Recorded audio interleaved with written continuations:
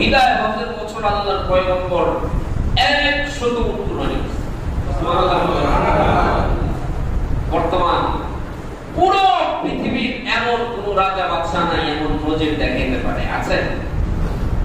এমন কোন বাদশা আছে যে 100টা উট কুরবানি করে? আছে? অথচ বিদায় হজের বছর আল্লাহর রাসূল 100 উট কুরবানি করেছে, যার 63টা উট আল্লাহর রাসূল নিজ হাতে কুরবানি করেছে, আর 37টা বাকি যে 37টা ছিল হযরত আলী রাদিয়াল্লাহু তাআলা আনহুকে দিয়ে জবাই করেছে। কিসের জন্য? আল্লাহ পাওয়ার জন্য, আল্লাহকে রাজি খুশি করার জন্য। আর আমরা একটা কুরবানি করি, তারপরেও কত চিন্তা। কুরবানি করলে টাকা তো সামনে কাজ ছিল, টাকা তো নষ্ট হয়ে যাবে, কত টেনশন আমাদেরকে গ্রাস করে নেয় এই কুরবানির বিষয়ে, হজের বিষয়ে, যাকাতের বিষয়ে।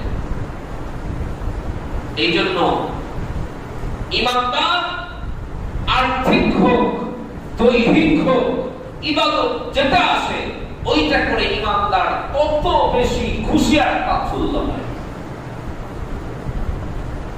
এই জন্য কুরবানি করবেন, কি মনে করবেন বলেন?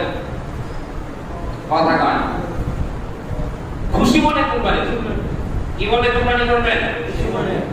খুশি মনে কুরবানি করতে হবে, ইখলাসের সাথে। আল্লাহ পাক আমাদের সকলকে খুশি মনে ইখলাসের সাথে কুরবানি করার তৌফিক দান করুন। আমিন। এবার